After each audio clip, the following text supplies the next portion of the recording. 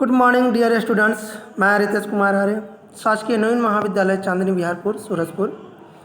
तो आज हम लोग समाजशास्त्र की इस कक्षा में बीए तृतीय वर्ष के प्रथम पेपर को आज हम लोग देखेंगे। और हम लोग देखे थे कि पिछले क्लास में जनजातियों के नातेदारी है ना, उसमें हम लोग जो रीति थी जनजातियों का उसको हम लोग अध्ययन किए थे। आज हम लोग पढ़ेंगे जनजातियों के नातेदारी का महत्व, है ना, नातेदारी का सामाजिक महत्व, सोशल सिग्निफिकेंस ऑफ किनशिप। आज इसी चैप्टर के ऊपर हम लोग थोड़ा फोकस करेंगे, देखेंगे। तो आप लोग अच्छे से पढ़े होंगे, समझे होंगे पिछली क्लास को, है ना, कि जो हमारे जनजातियाँ हैं उनमें जो रीति है वो आपका परिहार से भी है, परिहार से भी है, मातृशतात्मक भी है ना, पितृशतात्मक भी है। तो ये कुछ रीतियाँ थे ना। तो इस क्लास को, इस चैप्टर को हम लोग आगे बढ़ाते हुए आज की क्लास में हम लोग पढ़ेंगे नातेदारी के सामाजिक महत्व। क्या करें, ये नातेदारी जो है इसका क्या महत्व है, क्या वैल्यू है ना, हमारे लिए क्या उपयोगी है। ठीक है, तो चलिए देखते हैं। तो ये कहता है कि नातेदारी संज्ञाओं तथा रीतियों के विवेचन से कभी कभी ऐसे प्रतीत होता है कि नातेदारी व्यवस्था जनजातियों के सामाजिक जीवन का केवल एक साधारण और मनोरंजक पक्ष है, लेकिन ऐसा धारणा बहुत भ्रांतिपूर्ण है। ठीक है, अर्थात जैसे हम लोग पढ़े, संज्ञा पढ़े थे नातेदारी के, और फिर नातेदारी की रीतियाँ पढ़े। ठीक है, तो कभी कभी मतलब लोगों को लगता है कि क्या है, एक प्रकार का प्रतीक है, सिंबल है। ठीक है, और हम ये भी देखते हैं कि जनजातियों में सामाजिक जीवन में क्या है, जो आपका रिलेशन है, नातेदारी है, वो मात्र एक मनोरंजन पक्ष, मनोरंजनात्मक होता है। ठीक है, लेकिन ऐसी धारणा बहुत भ्रांतिपूर्ण है, मतलब भ्रांति एक कल्पना है ना। ये वाकई में जो वास्तविकता होती है ना, वो वास्तविकता ऐसा नहीं है कि मनोरंजन ही सिर्फ होता है। ठीक है, वहाँ हम देखें तो एक वास्तविकता है। ठीक है, और इसके भी अपने अपने एक वर्क होता है। ठीक है, तो देखिए कहता है कि संस्थाओं के समान नातेदारी भी एक प्रमुख सामाजिक संस्था है जो एक समूह में व्यक्तियों के व्यवहारों को नियंत्रित करती है ना। नातेदारी जो है वह एक सामाजिक संस्था का एक समूह के व्यक्तियों के व्यवहार को नियंत्रित करता है। अब समझ सकते कितना इम्पोर्टेंट चीज़ है ना। हम लोग सोचते हैं कि रिलेशन क्या है, सिर्फ मनोरंजन पक्ष है, हंसी मजाक, विमुखता है, लेकिन नहीं, ऐसा नहीं होता है। हम देखें तो हर व्यक्ति एक दूसरे से नियंत्रित करता है, कंट्रोल में रहता है। यदि कोई व्यक्ति पिता है ना, तो पेरेंट्स के रूप में अपना व्यवहार करेगा। कोई यदि पुत्र है तो अपने पुत्र का व्यवहार करेगा, है ना।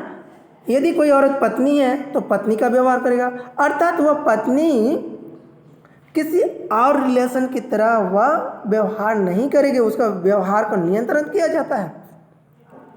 ठीक है, अर्थात हम जिस समूह में रहते हैं उस समूह में व्यक्तियों का व्यवहारों का नियंत्रण करना ही ये नातेदारी का सबसे इम्पोर्टेंट वर्क है ना।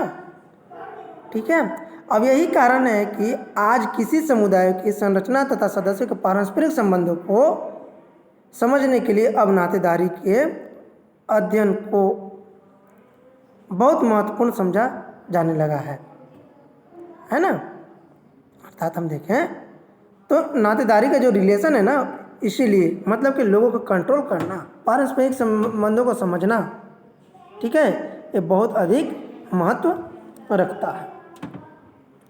ठीक है, कहता है कि अध्ययन को विभिन्न क्षेत्रों में नातेदारी के सामाजिक महत्व अथवा उसकी भूमिका को निर्माण के रूप में समझा जा सकता है। ठीक है, अर्थात हम ये जो रिलेशन है इसके भूमिकाओं को निम्नांकित रूप से हम समझ सकते हैं। देखिए क्या कहता है कि सर्वप्रथम निश्चित तथा मान्यता प्राप्त संबंधों की प्रकृति को स्पष्ट करना, है ना। मतलब कि जो सर्वप्रथम निषिद्ध किए जाते हैं, मतलब कि जो रोकी जाती है, तथा मान्यता प्राप्त, है ना, परिहास और परिहारते है ना। तो परिहार जो है मतलब कि उसको रोकता है, निषिद्ध करता है। और कुछ ऐसे रिलेशन है जो मान्यता प्राप्त संबंधों की प्रकृति को स्पष्ट करता है ना। मान्यता प्राप्त जो संबंध होते हैं उसके प्रकृति को भी स्पष्ट करता है ना। नातेदारी व्यवस्था का ही कार्य है कि जनजातीय समाज आज भी इतने सरल हैं कि सभी तरह के संबंधों के व्यवस्थित करने के लिए कोई निश्चित नियम नहीं बनाए जा सकते ना। मतलब कि जो जनजातीय समाज है ना वहाँ पे बहुत सरल है, ठीक है। सरल मतलब कि जो रिलेशन हार्डनेस होनी चाहिए वो हार्ड नहीं है, बहुत इजी है, सरल है, ठीक है। इसीलिए जो नियम बनाए जाते हैं ना वो बहुत कठिन नहीं होता है, ठीक है। क्यों? क्योंकि वहाँ पे सरल समाज है, जनजातियों का सरल समाज होता है, जटिल समाज नहीं है ना। इस दशा में नातेदारी रीतियों को द्वारा ही स्पष्ट किया जा सकता है कि एक व्यक्ति के संबंध अन्य व्यक्तियों से किस प्रकार होंगे तथा व्यक्तियों के विवाह और उत्तराधिकारी जैसे महत्वपूर्ण विषयों पर किस प्रकार व्यवहार करना आवश्यक है, ठीक है। अर्थात एक व्यक्ति के संबंध जो होते हैं अन्य व्यक्तियों के से किस प्रकार से होंगे, ठीक है। अर्थात दूसरे व्यक्तियों के साथ उसका संबंध किस प्रकार से होगा वो भी निर्धारित होता है, ठीक है। और विवाह के बाद या विवाह और उसके उत्तराधिकारी, ठीक है, महत्वपूर्ण विषयों पर इसका व्यवहार करना आवश्यक होता है।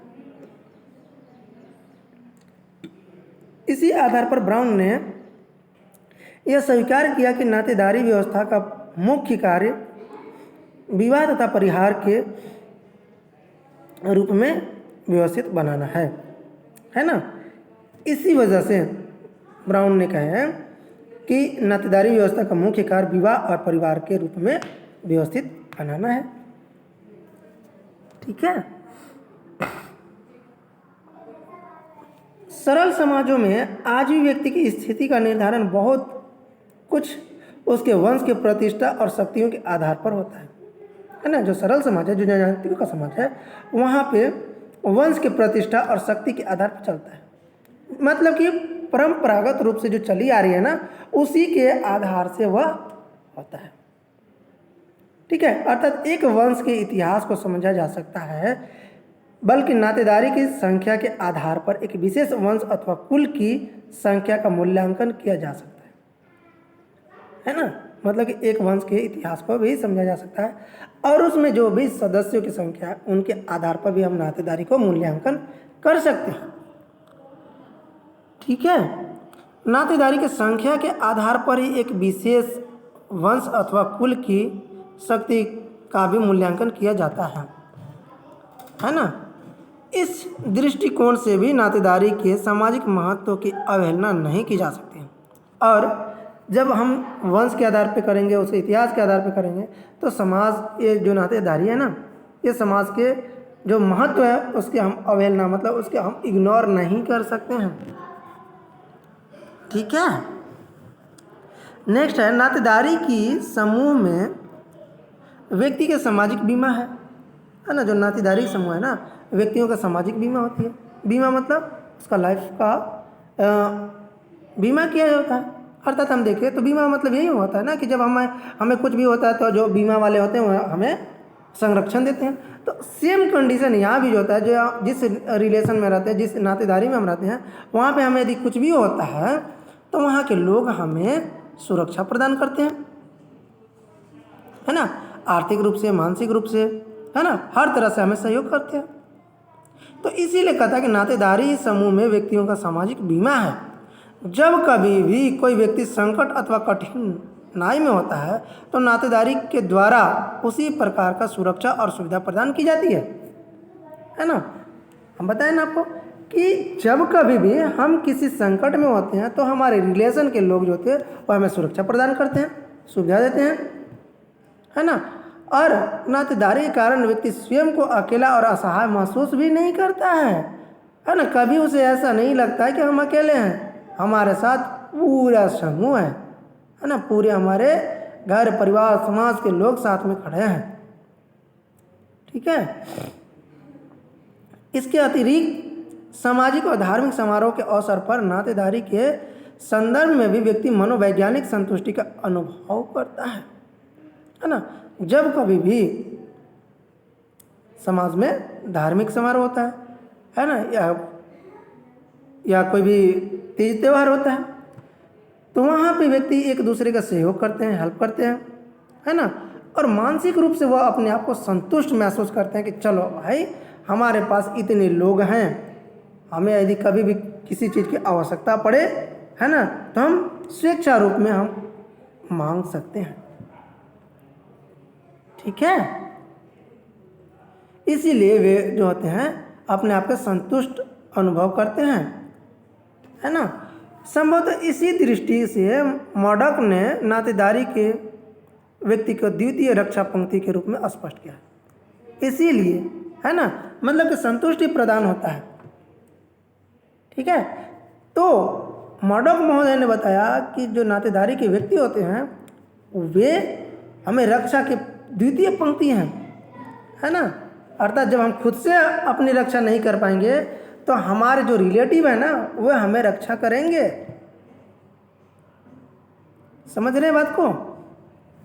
अर्थात जब हमारे पास पैसा नहीं होता है और जब हमें कोई अति आवश्यक कार्य करना होता है तो हम अपने रिलेशन के लोगों से पैसा वगैरह मांगते हैं और हम अपने कार्य को करते हैं।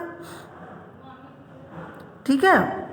तो इसीलिए जो है जो हमारे नातेदारी के व्यक्ति होते हैं वे हमारे द्वितीय रक्षा पंक्ति के लोग होते हैं। ये मानना है मर्डॉक महोदय का। ठीक है। चलिए नेक्स्ट है सामाजिक जीवन में नातेदारी समूह की भूमिका एक विस्तृत परिवार अथवा कुल के समान है ना। सामाजिक जीवन में नातेदारी समूह की भूमिका एक विस्तृत परिवार अथवा कुल के समान है जिसमें सभी व्यक्ति बिना किसी स्वार्थ के एक दूसरे के प्रति असीमित उत्तरदायित्व का निर्वहन करते हैं, है ना। बिना स्वार्थ के जो रिलेशन में होते हैं ना, जो रिलेटिव होते हैं, जो हमारे सगे संबंधी होते हैं, वो निस्वार्थ भाव से हमारे असीमित उत्तरदायित्व का निर्वहन करते हैं। कोई उनमें ये स्वार्थ नहीं होता है कि आज हमें फलाने को हम हेल्प किए हैं तो कल के दिन में वो हमें हेल्प करेगा, है ना। तो ऐसा नहीं होता है। जनजातियों में तो और भी सरल होता है, सरल समाज होता है। तो वहाँ पे हर व्यक्ति जो होता है ना निस्वार्थ भाव से, ठीक है, वो एक दूसरे को हेल्प करते हैं। ठीक है। वर्तमान युग में कहता है कि वर्तमान युग में जबकि स्वार्थ समूहों की बढ़ती हुई निरंकुशता के कारण मानसिक तनावों में प्रतिदिन वृद्धि होती जा रही है ना, और नातेदारी समूह में ही व्यक्ति भूमिका निर्वाह करता है, सामाजिक संस्कृति का उत्तरदायित्व का प्रशिक्षण प्राप्त करता है ना। अर्थात हम देखें तो नातेदारी में ही व्यक्ति मानसिक तनाव का भी वृद्धि होता है ना। और वर्तमान में मतलब ऐसा हो रहा है। ठीक है। वर्तमान में ऐसा हो रहा है कि लोग स्वार्थ समूह की बढ़ती हुई, है ना, बढ़ता जा रहा है। मतलब कि पहले तो ऐसा नहीं था। पहले क्या था, लोग पहले निस्वार्थ भाव से एक दूसरे का हेल्प करते थे। लेकिन वर्तमान समय ऐसा चल रहा है ना कि स्वार्थ समूह की बढ़ती जा रही है, स्वार्थ बढ़ता जा रहा है कि यदि फलाने हमें हेल्प नहीं करे तो हम भी उसको हेल्प नहीं करेंगे। ठीक है। और तो और मानसिक तनाव का भी धीरे धीरे निरंतरता बढ़ती जा रही है ना। और हम देखें तो नातेदारी समूह में ही व्यक्ति अपना भूमिका का भी निर्वाह करता है। भूमिका का निर्वाह मतलब कि हम जानते हैं कि हर व्यक्ति का उसका अपने परिवार के प्रति, अपने समाज के प्रति, अपने देश के प्रति, है ना, उनका भूमिका जो होता है उसको निर्वहन करना होता है। ठीक है। तो सामाजिक संस्कृति जो समाज है उस संस्कृति को भी पालन करता है और तो और उत्तरदायित्व का भी प्रशिक्षण प्राप्त करता है कि उस व्यक्ति की जिस समाज में उसने जन्म लिया है उस समाज में उसकी क्या उत्तरदायित्व है, उसे क्या प्रशिक्षण प्राप्त करना चाहिए, उसे क्या करना है ना। उसकी भी नॉलेज इस समाज में ही मिलता है और इस समाज से ही वह व्यक्ति प्रशिक्षण प्राप्त करता है और उसको उस भूमिका को निर्वहन करता है, अर्थात पद के अनुसार वह भूमिका का निर्वहन करता है। हर व्यक्ति का अपना पद होता है और उस पद के अनुसार वह अपना भूमिका का निर्वहन करता है। इसीलिए कहा जाता है भूमिका और पद और भूमिका एक ही सिक्के के दो पहलू हैं, है ना।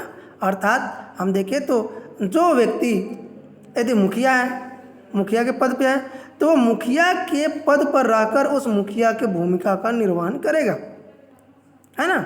अर्थात जो जनजाति में हम देखें तो उनमें भी नेता लीडर होते हैं, है ना, और पाहन होते हैं। तो जो पाहन होते हैं ना, वो अपने समाज को आगे बढ़ाने के लिए विभिन्न प्रकार के कार्य करते हैं।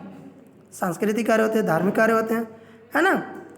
तो उनकी जो पद होती है उस पद के अनुसार ही वे अपनी भूमिका का निर्वहन करते हैं और स्वेच्छा रूप से, ठीक है। जब कोई व्यक्ति अपने नातेदारी के बीच होता है तब उसे सबसे अधिक आनंद और प्रसन्नता की अनुभूति होती है। ये भी सही बात है कि जब व्यक्ति अपने परिवार में रहता है तो वो सबसे सुरक्षित और सबसे अधिक संतुष्ट अनुभव करता है ना। अर्थात कोई व्यक्ति जो अपने घर परिवार से बहुत दूर है तो वो अपने आप को थोड़ा सा असहाय, है ना, और असुरक्षित महसूस करता है। लेकिन जब वही व्यक्ति जब अपने परिवार के अंदर आता है, जब अपने रिलेटिव के अंदर आता है, तो अपने आप को सुरक्षित महसूस करता है ना, आनंद और प्रसन्नता महसूस करता है और सुरक्षित भी महसूस करता है, ठीक है। तो इस तरह से हम देखें तो नातेदारी का बहुत अधिक महत्व है, ठीक है। सच तो यह है कि नातेदारी व्यवस्था सामाजिक संगठन का एक मौलिक और महत्वपूर्ण सिद्धांत है ना। जो नातेदारी है और समाज के लिए मौलिक मतलब मूलभूत आवश्यकता है, ठीक है। यदि हम जिस समाज में रहते हैं वहाँ पे, ठीक है, जिस समाज में हम रहते हैं उस समाज में यदि हमारे रिलेटिव ही नहीं रहे, नातेदारी ही नहीं रहे, नातेदारी व्यवस्था ही नहीं रहे, तो क्या हम अपनी मौलिक आवश्यकता को पूरा कर पाएंगे? नहीं कर पाएंगे। इसीलिए कहता है कि नातेदारी जो है वह आपका सामाजिक संगठन का एक मौलिक और महत्वपूर्ण सिद्धांत है ना। नेल्सन ग्रेबर ने बताया कि सामाजिक संगठन के लिए जिन तत्वों की आवश्यकता होती है नातेदारी व्यवस्था में वे सभी तत्व विद्यमान होते हैं, है ना। जो सामाजिक संगठन के लिए जिन तत्वों की आवश्यकता होती है वह सभी नातेदारी व्यवस्था में विद्यमान होती है, ठीक है। विभिन्न समाजों की सामाजिक व्यवस्था तथा सांस्कृतिक प्रतिमानों को भी नातेदारी व्यवस्था की सहायता से सफलतापूर्वक समझा जा सकता है, ठीक है। यदि हम देखें तो विभिन्न समाजों की सामाजिक व्यवस्था तथा सांस्कृतिक प्रतिमानों को भी नातेदारी व्यवस्था की सहायता से सफलतापूर्वक समझा जा सकता है। और नातेदारी व्यवस्था का संबंध बहुत कुछ नैतिक एवं सांस्कृतिक विशेषताओं से होने के कारण बहुत कम परिवर्तन होता है ना।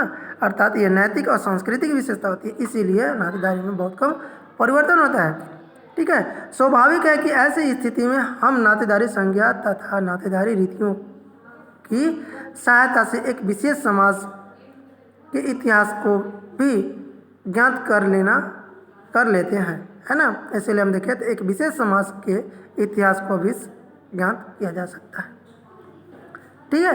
तो ये चैप्टर आज हम लोग का जो जनजातियों के नातेदारी व्यवस्था था ये हम लोग का आज समाप्त होता है। आप लोग इसका क्वेश्चन आंसर को सॉल्व कीजिएगा, है ना, बनाइएगा। यदि वो नहीं आएगा तो आप हमें कमेंट में बता सकते हैं कि सर ये क्वेश्चन हमें समझ में नहीं आ रहा है, ये नहीं आ रहा है, तो हम आपको इसका PDF वगैरह जो है हम आपको सेंड कर देंगे, ठीक है। तो आप लोग अच्छे से पढ़िए, है ना। और सभी प्रश्नों का जो आपका वर्णात्मक प्रश्न है और लघु उत्तरीय प्रश्न है उनको भी सॉल्व कीजिए, और यदि नहीं होता है तो आप दूसरे बुक से भी हेल्प लीजिए, ठीक है। तो आज की क्लास हम लोग यहीं पे ओवर करते हैं। कल नेक्स्ट क्लास में हम लोग नए चैप्टर के साथ अध्ययन करेंगे। तब तक आप लोग अच्छे से अध्ययन कीजिए। ठीक है, thank you all of you.